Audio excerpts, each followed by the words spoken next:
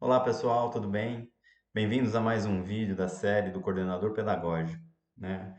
Quero tratar hoje aqui um pouquinho com vocês a questão da abordagem que o coordenador faz com os seus professores, né? Com o seu grupo de professores. Abordagem quando a gente diz assim, né? O que ele precisa estar olhando, como que ele chega para conversar, tá bom? Então essas são as ideias aqui, né? Que eu vou tentar explanar um pouquinho melhor agora. E não se esqueça, tá? Se está gostando do vídeo, deixe seu like, compartilhe com seus amigos, tá bom? Faça os comentários aqui, é muito importante você fazer os comentários. A gente sempre que possível vai respondendo e a gente pode ir trocando ideias aqui pelos comentários, tá bom? Bom, tem muitas coisas, né, na escola que implicam em uma abordagem direta ou indireta com os professores, né? Na verdade, como eu já disse nos vídeos anteriores, a principal função do coordenador é fazer a formação dos professores. Portanto, essa abordagem, né, uma boa parte do tempo do coordenador é justamente com professores. Bom, em uma dos lugares, ou um dos espaços que a gente mais tem um tempo especificamente para fazer formação com o professor nas reuniões pedagógicas, né, no HTPC, no TPC. E essas reuniões, então, né, a gente precisa, então, pensar numa abordagem interessante, né? Geralmente aí elas têm em média aí 2 horas, talvez um pouco menos, um pouco mais, dependendo da localidade. Às vezes é mais de uma vez por semana.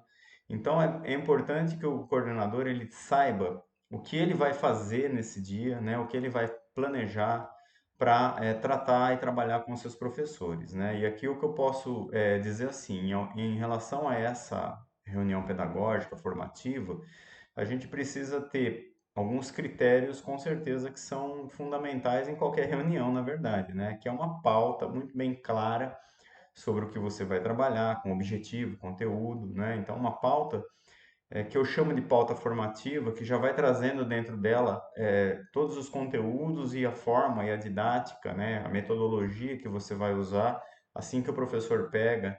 Então, a gente já faz uma leitura dinâmica geral da pauta para todo mundo saber o que vai rolar naquele dia, naquele momento. E já dá uma segurada na ansiedade, né? Já dá uma acalmada, então todo mundo já sabe o começo, meio e fim da reunião como vai ser, e aí você pode começar então a sua reunião trabalhando com o que você planejou, tá certo? Eu particularmente gosto de trazer temas, às vezes como que a gente chama de ampliação cultural, que às vezes é um texto, uma notícia, uma poesia, enfim, alguma coisa que você goste e faz uma leitura breve, né, no início, né, com o intuito realmente de trazer um pouco mais, né, de diversidade para dentro, mas isso daí é uma opção de cada um. Outra coisa que é importantíssimo, né, é a questão do tempo, obviamente. Então, não adianta você colocar lá 500 mil conteúdos. Se você tem 1 hora e meia, 2 horas para fazer a reunião, você tem que pensar nesse tempo. E aí fica uma ideia, então, se você quer trabalhar um tema que não dá para trabalhar em 1 hora, vamos supor que for em 2 horas, não dá para trabalhar em 2 horas, você pode fazer né, uma sequência disso. Então, faça 2, 3 pautas, se forem o caso já, né, com as ideias para frente, e aí, né, você faz até uma parte numa reunião, depois você vai fazendo, dando continuidade nas próximas. Mas é importante, né, que aquela reunião ela tenha um desfecho, né?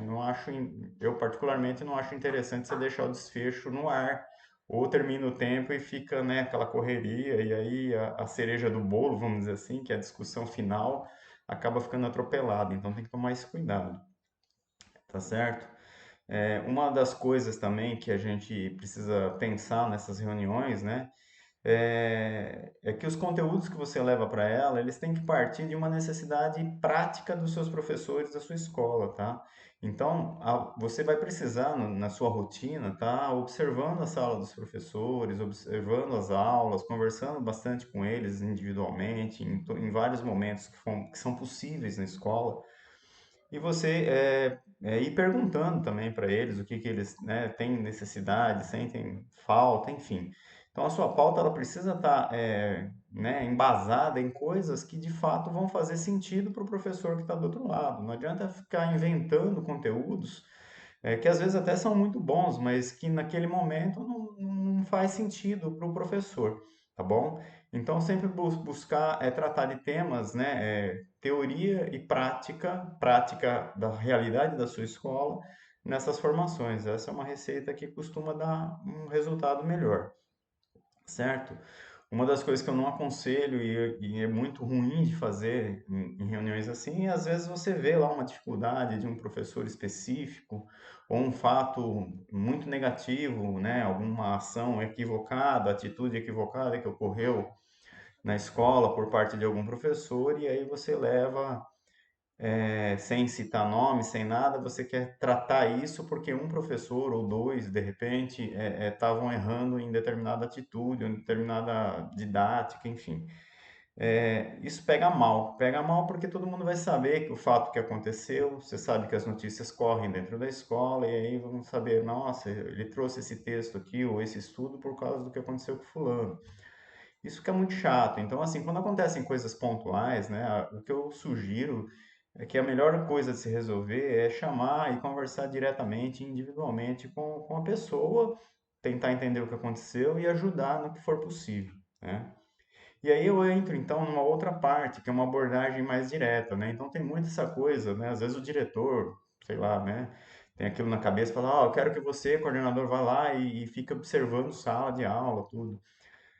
Isso é importante mesmo, precisa estar na sua rotina, mas eu sugiro, principalmente se você for um coordenador que está chegando novo na escola, ou mesmo que você era um professor da própria escola, mas que passou a ser coordenador, principalmente recentemente, isso é importante que você tenha aí um combinado com os professores. Você faça aí essa observação, vamos dizer assim, mas você precisa, né? Eu sugiro que a melhor maneira de você fazer isso, né, com qualquer professor, primeiro, você saber o que você quer olhar nessa sala, nessa aula, né? Então, se eles fazem um planejamento, entregam para você antecipadamente, você olha lá e você pontua ali algumas coisas da aula na semana, né? De um momento da aula, alguma atividade, alguma coisa assim, que por algum motivo te interesse.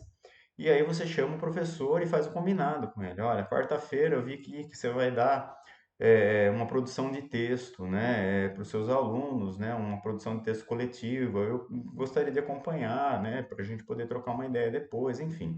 Então você vai lá para ver qual é a didática do professor em relação a uma produção coletiva de texto das crianças. Então você sabe o que você vai fazer na sala, o professor sabe que você vai lá no tal dia, no tal hora. E isso daí é importante, né? Porque a pior coisa que tem é o professor estar dando aula e você, né, entrar na sala e ficar lá no canto, lá olhando e anotando coisas que ele está fazendo na aula, né? Eu, particularmente, ficaria muito desconfortável. Eu tenho certeza que vocês que são coordenadores, que com certeza já estiveram dentro da sala de aula, não gostariam também que alguém fizesse isso com vocês. Né? Então, essa é uma estratégia muito ruim de entrar assim de sopetão, sem aviso, né? Então, eu acho que o ideal mesmo é saber o que você vai olhar, ter foco, ter objetivo. Não adianta ir lá olhar qualquer coisa. É claro que possivelmente você possa ver uma ou outra coisa que era diferente do que você foi lá para olhar. Mas o que eu, né, sugiro é que você se mantenha no foco do que você foi olhar e um outro momento, de repente, né, você achou alguma coisa diferente lá, num outro momento, numa outra vez, você vai para olhar essa outra coisa, tá bom? Porque senão você olha tudo, não vê nada e no fim das contas não resolve muito. E aí, olhei a aula, anotei algumas coisas, não interferi, eu preciso depois dar uma devolutiva para esse professor. Quando? Quanto antes, né? No dia seguinte, no mesmo dia, né? Eu diria que assim, 2 dias já está passando do prazo de validade, né? Então, na minha opinião, é no mesmo dia ou no dia seguinte. Então, eu planeje já essas observações na sala dos professores, quando você sabe depois que você vai ter um momento, de repente, aquele momento onde o professor vai ter uma aula vaga, né, por algum motivo aí, Fundi 2, médio, ou Fundamental 1 tem alguma aula que entra outro professor na sala, enfim. E aí você já sabe, então eu observei a aula aqui, depois eu já dou a devolutiva. O que que é dar devolutiva, né? É chamar o professor e falar, olha, eu fui lá, observei, e aí eu vi algumas coisas, e eu sugiro que você comece pelas coisas positivas que você viu, e se você viu alguma coisa que não é positiva, né, já na sua análise, depois que você saiu da sala, lá na sua sala, pensando em tudo que você viu, você já vai buscar. alternativas e sugestões para esse professor, porque não adianta nada você dar uma devolutiva e falar, olha, isso aqui tá legal, isso aqui eu não gostei, você precisa melhorar, vira as costas e vai embora. Tá, e aí? Né? Preciso melhorar, né? Você precisa melhorar, mas precisa melhorar como? Como é que eu posso ajudar esse professor a melhorar? O que que eu posso fazer para ajudar? Então, a devolutiva, eu entendo que é um diálogo bem franco, aberto, tranquilo, com sugestões, e aí o professor vai argumentar, contra-argumentar. E eu tenho certeza que você também vai aprender muito, né, em relação, muito de didática, né, com isso, porque você vai ter um privilégio diferente dos outros dos professores, que cada um está na sua sala e conhece a sua didática e conhece o que o colega fala, mas não tem a oportunidade muitas vezes de ver o que o colega faz. Você vai poder ver o que todos os professores fazem, né? Então isso vai te dar um repertório muito grande que poderá ser compartilhado com os outros, né? Eu acho isso muito bacana. E depois que você vai construindo uma confiança com esses professores, né? E aí eles começam a brigar para você ir na sala ver determinada atividade, você não precisa mais ficar tímido lá para ir lá ver tudo, eles já vão começar a querer que você vá. A partir daí, você pode começar a discutir essas práticas, essas boas práticas nos HTPCs, né? E, quiçá, mais para frente, até os erros, né? E quem sabe, então, melhor ainda, os próprios professores falando com seus colegas, né? Do que ele fazia, do que ele fez, como foi sua intervenção, o que isso ajudou, o que não ajudou, e isso vai ajudando os outros. Então, eu vejo que isso é uma prática, né? Interessante dentro da escola, de tematizar as coisas que ocorrem, mas isso precisa ser conquistado. Não dá para você chegar lá tematizando prática, porque não vai dar certo, porque sempre há uma resistência. Precisa ter certeza e segurança de que há um clima e há um espaço, né, de uma equipe realmente que está ali de igual para igual, sem nenhum problema de estar compartilhando as coisas, tá certo? Então isso é importante. É, enfim, eu acho que essas coisas na abordagem são fundamentais. Eu vejo que tanto o HTPC que eu falei, né, que é a reunião pedagógica, quanto essas observações devolutivas para o professor, né, elas compõem, vamos dizer assim, boa parte do tempo da atuação do coordenador durante uma semana dentro da escola, tá?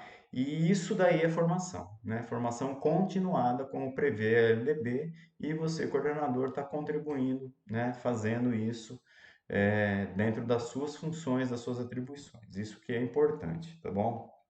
Bom, então, sempre com muito profissionalismo, obviamente, né? Com ética, o que você vê num lugar, você, né? Você guarda ali e tal, né? Você só vai compartilhar quando o professor estiver disposto a compartilhar e assim por diante. Isso é muito importante, tá bom?